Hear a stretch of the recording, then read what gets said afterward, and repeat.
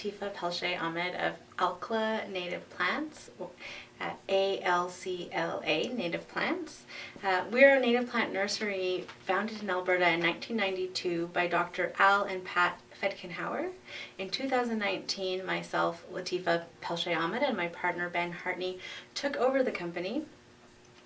And we're really excited to be showing you some different techniques today on how to grow native plant seeds. So if you purchase seeds from us, you'll get seeds in a little packet that looks like this. We have a lovely stamp, and we'll write the name of the seed on the packet. And we have color coding to show you different types of sowing instructions specific for that plant. And then you get a little card with sowing instructions on the back. And so I'm going to go through two of the categories. So we kind of just give you vague instructions. The blue ones need to be scarified and the pink ones need to be stratified. So what exactly does that mean? And so I'm going to go through what that means for you so that you're able to do that at home and have more success with growing native plant seeds. And there's lots of benefits for growing native plants. Of course, they're climate adapted, they require less maintenance, less watering, they conserve water, they promote native birds and pollinators.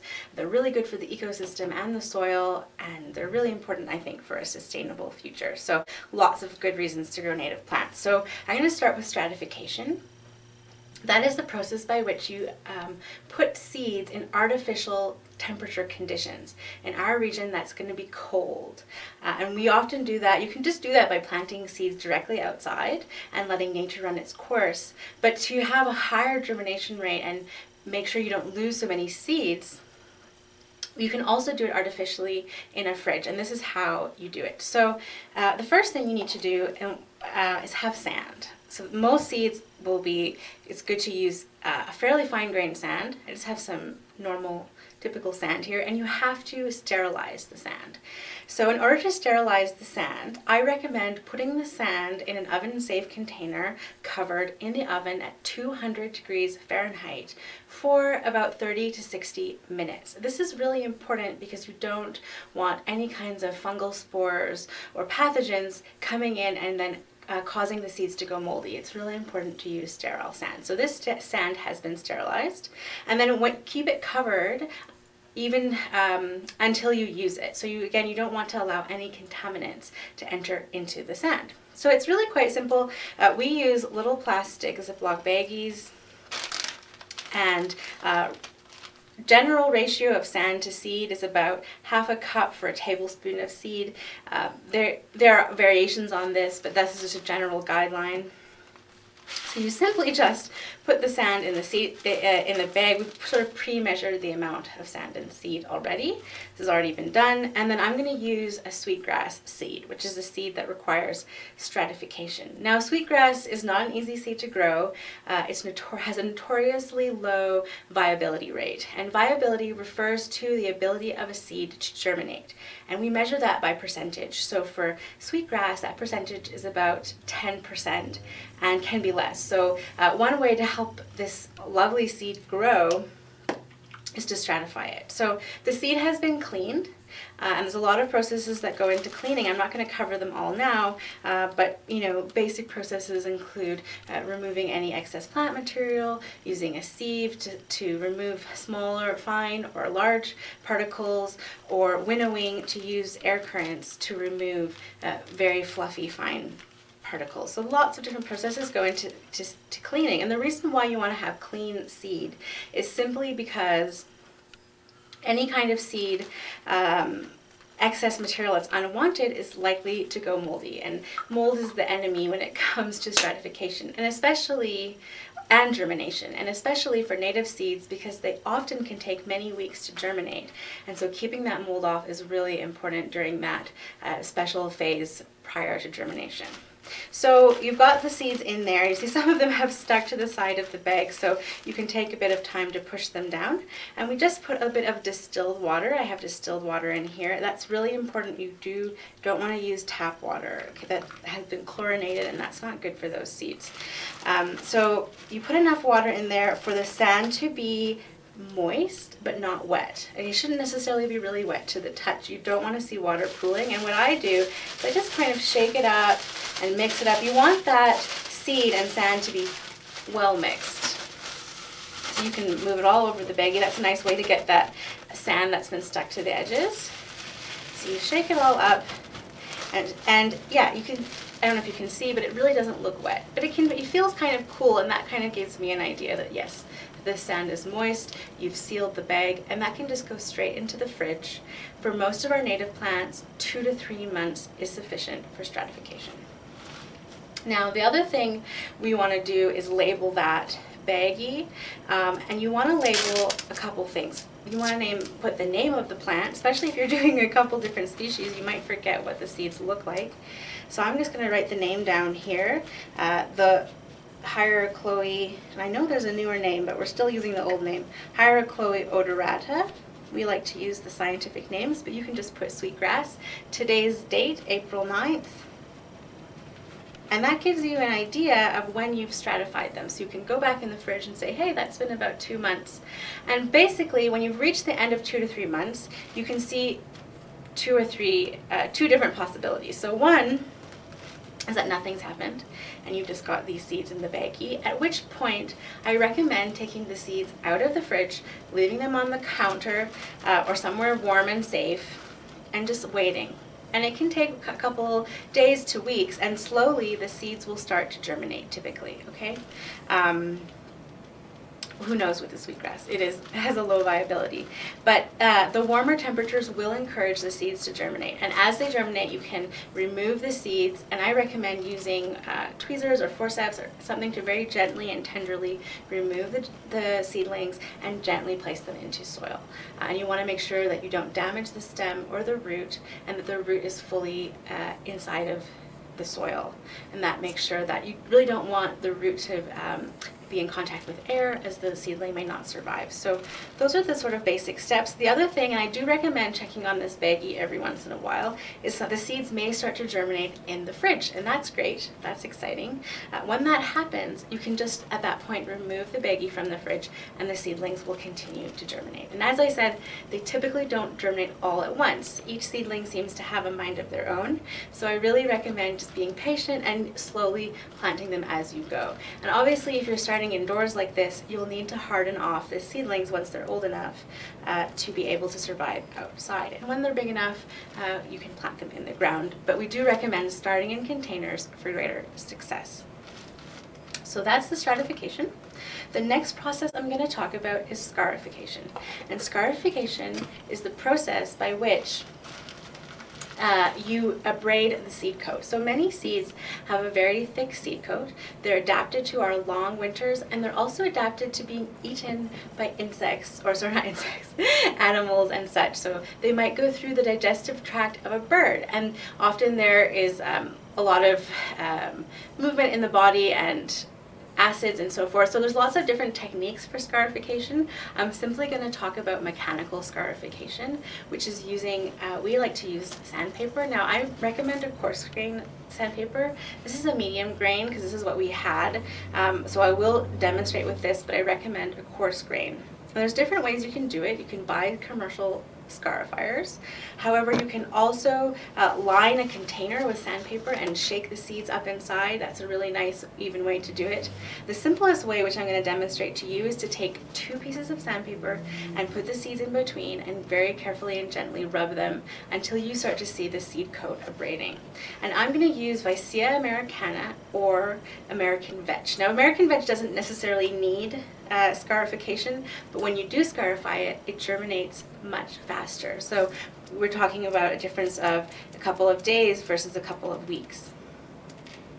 Although I think Vicia does germinate fairly quickly compared to other plants in the bean family, but many plants in the bean family we do recommend scarifying.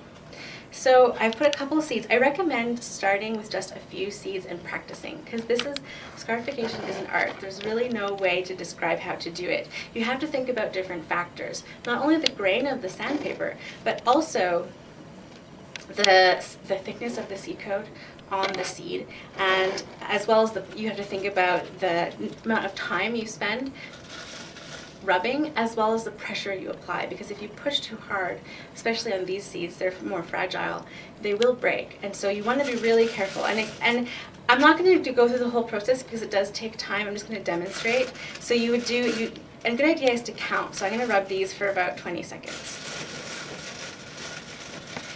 And let's say 20 seconds has gone by, and then you just check. I like to use, I have a little hand lens I also use for plant ID, and you can sort of look to see if the seed coat is abraded. Especially when you're starting out, I recommend every 20 or 30 seconds, stopping, checking, stopping, checking. And as it is an art, eventually you get the hang of how much pressure to apply, how many seeds you can optimally put in between the sandpaper, that you can evenly scarify them.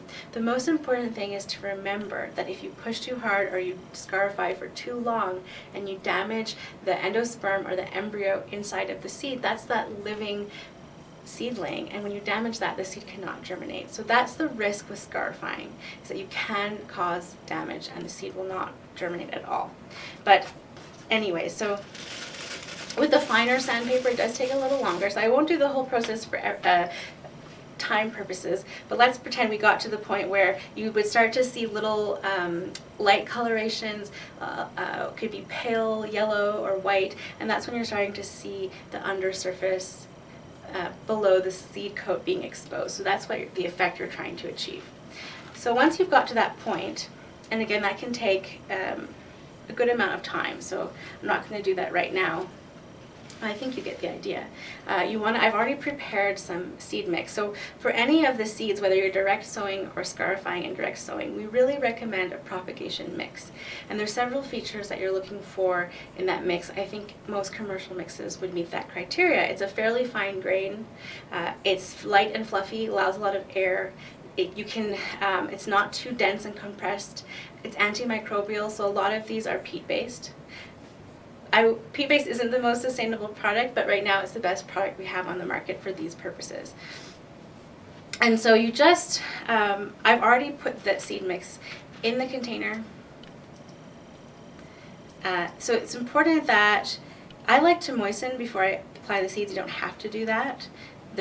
You may have your own method. This is just the way I like to do it. So I want to moisten that soil. You don't have to use distilled water. I know this is distilled water. Normal water can do for planting seeds. And we like to roughen up the soil a little bit. So you can use whatever types of materials you have. Roughen that up. Make sure that, and that just, it's a nice way to put the seeds in so they all get covered. You'll take your seeds that you've scarified, sprinkle them over the pot, and really you can put between 3 to 10 seeds per pot. And it's really depending on the species. So species that have a higher viability, higher percentage of germination, you don't need to put as many seeds per container. And then once I've roughened up the container, I just gently,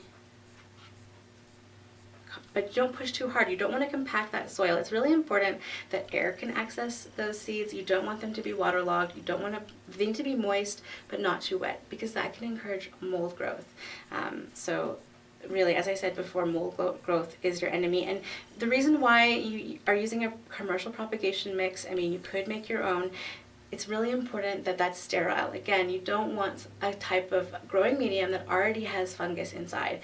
As much as we like to reuse soil from other plants, it can be problematic for seeds because, again, they can have pathogens that can cause the seedlings to die. So it's really better to use sterile materials. And again, cleaning your pots is really important to you as well. Make sure you clean and sterilize those pots because, again, fungus and whatnot can grow in them. So then I do a little bit more water on top when I press them in. It's quite easy. You've probably done this before. And that just makes sure that the seeds have good contact with the soil. Sometimes you might find that seeds are sitting on top. Just push them down. They need to have continuous close contact with the soil to germinate successfully. And then we can just keep that in a warm, sunny space. You can start them in the house. If you have a greenhouse, you can start them there, and keep monitoring them. And that's pretty much about it. If you see that seedlings start to germinate and their roots are sticking up, we just tuck them in, and that's a good way to make sure that those seedlings survive.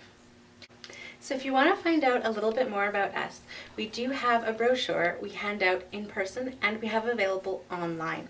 And so again, ALCLA Native Plants. And you can check us out online at our website. That's www.alclanative.plants.com. We also have a Facebook and Instagram.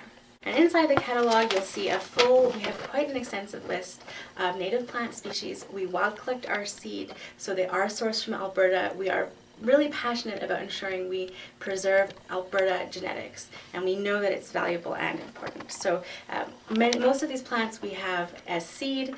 You can talk to us about them, and pretty much everything is available as a plug. So if you don't want to go through the process of germinating seeds on your own, again, it can take a long time, then you can purchase the plugs directly from us. And we do consultation as well for bed design and larger projects like green roofs, prairie restoration, and so forth. So check us out, and we'd be happy to answer any questions you have. And I want to thank the Calgary Horticultural Society for hosting this video. It's been really lovely to be here, and I hope you're all staying safe and well, and we look forward to being able to work with you in person when we can. Take care. Have a nice day.